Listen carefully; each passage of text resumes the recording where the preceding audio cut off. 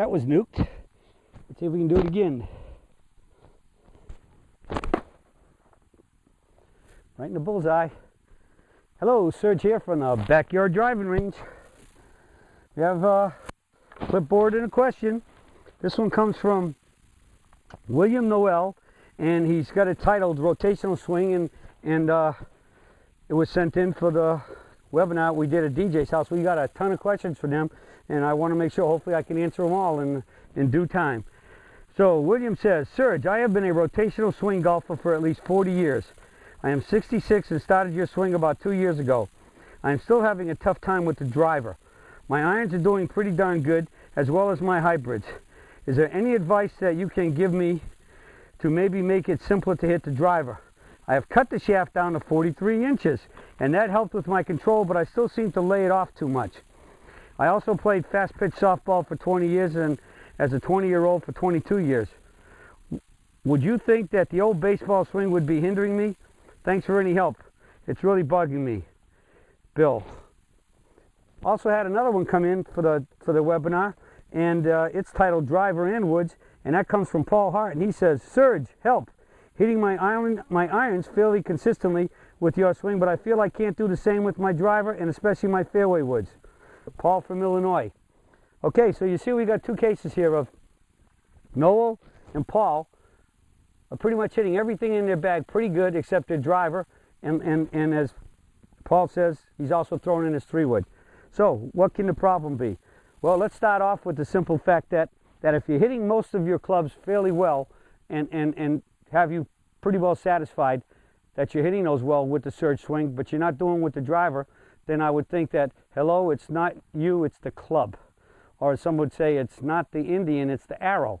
Now, one of the keys could be now, Noel took his and cut the driver down, because the first place I would have gone is would have said that if your driver is very likely too long, let's get it cut.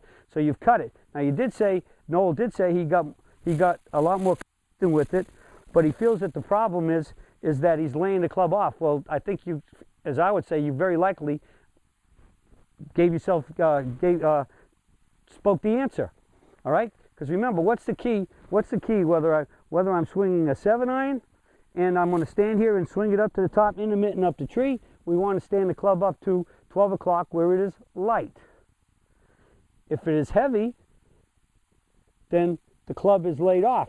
And if we try to bring the club straight down from that position, it's going to come in flat and very likely open, which means you'll very likely be either hitting it on the toe with toe bleeds to the right, or if you tried to flip it over, square it up, you could start hitting with the toe. And it goes the same thing with all the clubs in the bag.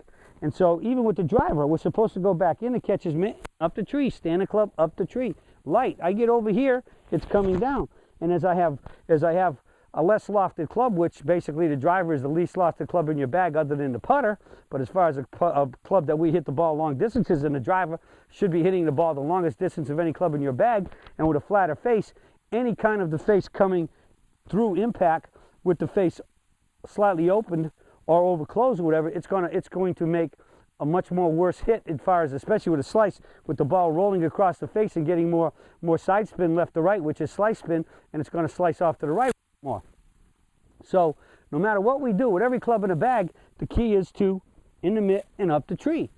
All right? And that's the keys that get us to getting vertical so that the arms rotate properly throughout the swing.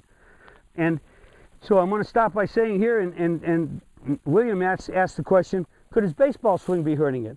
Well, I don't think so. DJ, when he was a boy, played golf and baseball, and his baseball swing didn't hurt it. I mean, I believed in a narrow stance and step into the ball, and we're swinging level because the ball's up here. With the ball down here, we're swinging on a different plane. But even if you look at most of your baseball players, one of the greatest ever was Carl Yastrzemski. He had the bat straight up in the air. So that way when he came down, it was easier. The bat was lighter when he started. He could swing through level.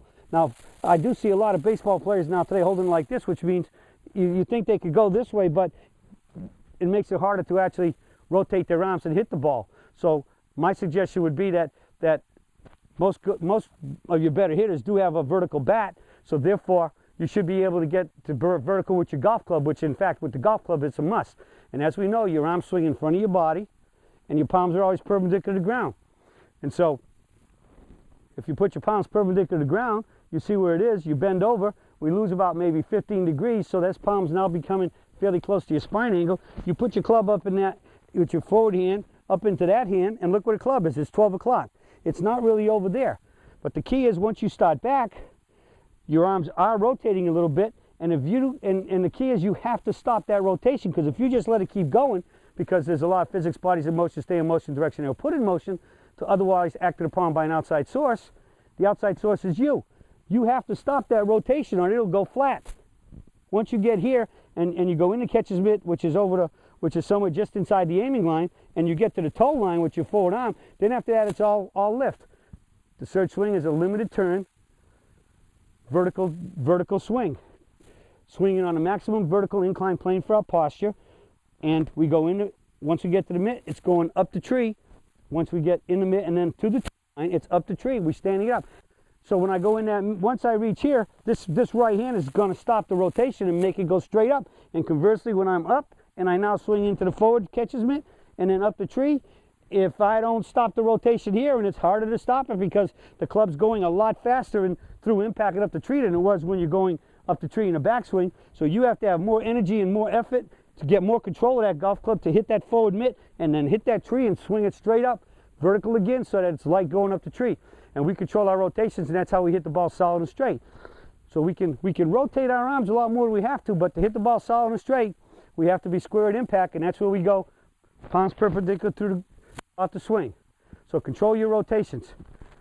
All right, and that's going to help both of you guys, both and Noel and William and Paul, and that's the key. In the catcher's mitt and up the tree and keep the club light.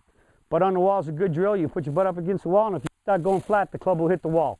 And so you know that. You can clear the club. The club should never touch the wall with every club in the bag, including the driver. Do that. Keep your club vertical. And 3/4 in the backswing and into the forward swing, up over the shoulder, near the ear, and you'll be hitting it more solid and straight and shooting those lower scores. That's it for the search for today, and I'll be talking to you all again soon.